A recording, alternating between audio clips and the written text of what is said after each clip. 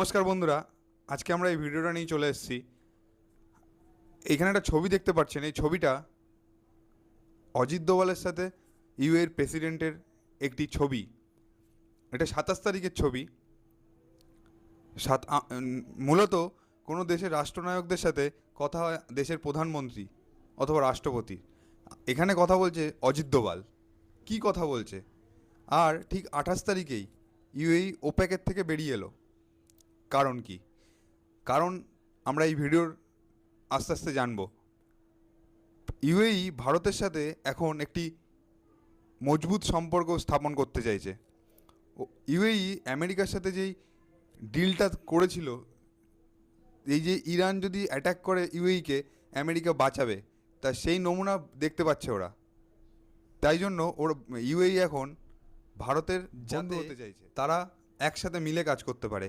যেমন ফ্রান্সের সাথে ভারত কাজ করে, যেমন ইসরায়েলের সাথে ভারত কাজ করে, তেমন ভারতও চায় যেমন ফ্রান্স আমাদের ইন্ডিয়ান ওশিয়ানের এসে একটা বেস বানাক তাদের, এবং ভারতের সাথে যৌথভাবে কাজ করবে। এই ডিলটা সাইন করেছে যাতে ওপেকের থেকে তিনি বেরিয়ে আসে। কারণ যদি ওপেকের সাথে থাকে, তাহলে ওপেকে কি হয়, ওপেকের যে দেশগুলি আছে তাদের থেকে যে পেট্রোলটা উত্তোলন হয়, সেটা বিশ্ববাজারে কী দামে বিক্রি হবে সেটা ঠিক করবে একমাত্র ওই ওপেকের কান্ট্রিগুলো, ওপেক।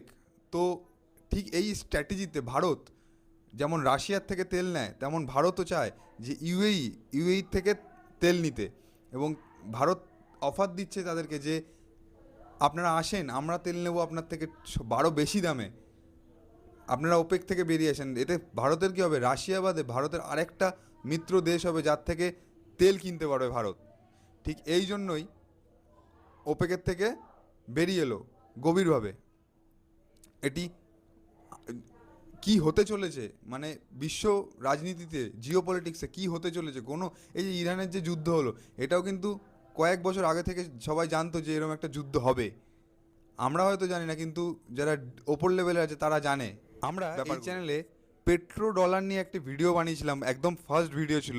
ওই ভিডিওটাতে দেখবেন ভালো মতো বলা হয়েছে যে পেট্রো ডলারটা কী। মানে আমেরিকা তার সারা বিশ্ব রাজনীতিতে তার চাপটা বজায় রাখার জন্য যে ডলার, মানে বলা হয়েছিল যে সব কিছু কিনতে হবে ডলারে, ডলার বাদে অন্য কিছুতে কেনা যাবে না, তার বদলে তারা তাকে সিকিউরিটি দেবে।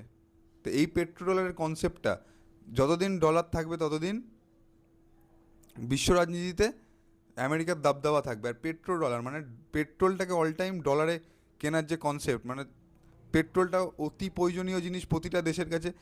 এই কনসেপ্টের থ্রুতে এটা হয়েছে ডলারকে পেট্রোলকে ডলারে কেনার, এই থেকে নাম এসছে পেট্রো ডলার। তো এই পেট্রো ডলার যদি কনসেপ্টটা খতম হয়ে যাবে, যদি আস্তে আস্তে এই প্রতিটা দেশ ওপেক থেকে বেরিয়ে আসে। আর এটাই কনসেপ্টটা যখন কমবে, তখনই ভালো করে বুঝবেন, এই পেট্রো ডলার যখনই কমবে তখনই ব্রিক্স কারেন্সির আস্তে আস্তে আধিক্য বাড়বে। কেমনভাবে? আজকে যেখানে আপনাদের এই বেরিয়ে গেল, এরপরে সৌদি বেরোবে, এরপরে ওপেকের দেশগুলো সব একটা একটা করে বেরোবে। এখন ট্রাম্প ভাবছে হয়তো তেল বিক্রি করার জন্য বেশি দামে বেরিয়ে যাচ্ছে ওপেক থেকে। আস্তে আস্তে তিনি বুঝবে এটা কেন হচ্ছে, ভারত কেন চাইছে। ভারত চাইছে এদেরকে বের করতে, বের করলে আস্তে আস্তে পেট্রো ডলারের কনসেপ্ট নামবে আর আমেরিকার ওপর চাপ বাড়বে, যেহেতু ডলারে লেনদেন হবে না। আর একটা জিনিস বলে রাখি, ধরেন এই পেট্রো ডলারের কনসেপ্টটা কি? পেট্রো ডলার মানে তেলটাকে মানে ডলারে কিনতে হবে, কেনাবেচা করতে হবে। তো এই ওপেকের যে দেশগুলো, এই দেশগুলো ডলারে কিনতো, ডলারটাকে ইনভেস্ট করতো আমেরিকার কোনো সংস্থায়। এখন আমেরিকা লসে চলছে।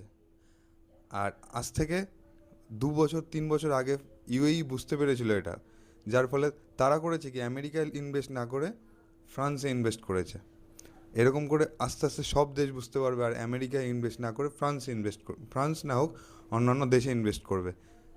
ফলে আধিক্য ডলারের আরও কমবে আর আমেরিকা চাপে পড়বে।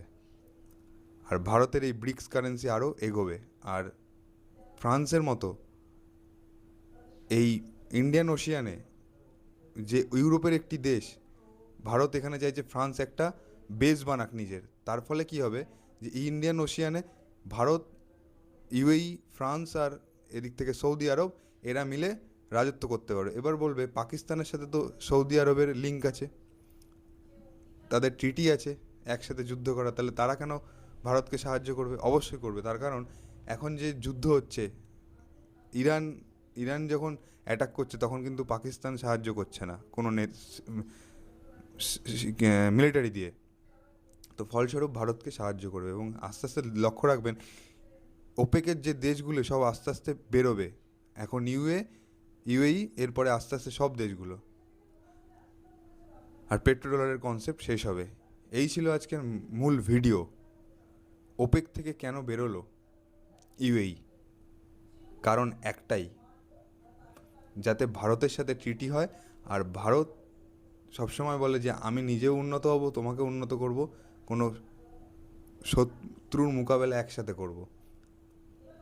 ঠিক এই জন্যই তারা ওপেক থেকে বেরোলো। এই ছিল ওপেকের কারণ।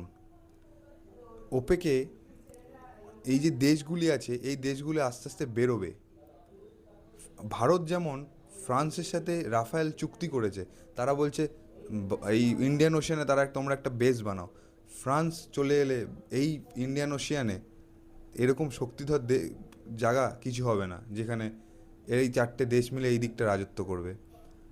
যেমন আমরা এই যে রাশিয়ার থেকে তেল কিনি, তেমনই ইউএইউ এখন রাশিয়ার থেকে S-400 কেনার প্রস্তাব দিয়েছে, তাদের রাফায়েলের অর্ডার দিয়েছে। এর থেকে ভারত এখন বোঝা যাচ্ছে ভারত কত মজবুত হচ্ছে জিও পলিটিক্সে। আর এই কারণেই অজিত দোভাল মিটিং করছে। এখন সবসময় যুদ্ধ গায়ের শক্তিতে না, ব্রেন শক্তিতেও করতে হয়। আজকে ভারত তার প্রমাণ দিচ্ছে। ভারত সর্বদা এগিয়ে থাকবে এই সব দিকে। এরকম আরও ভিডিও পেতে এই চ্যানেলটিকে সাবস্ক্রাইব করুন আর আমাদের পাশে থাকুন। অনেক কষ্ট করে এই ভিডিওগুলো বানাতে হয়। অনেক অনেক ধন্যবাদ। সবাই সাবস্ক্রাইব করুন আর পাশে থাকা বেল আইকনটি দাবিয়ে দিন। ধন্যবাদ। দেখা হচ্ছে পরের ভিডিওতে।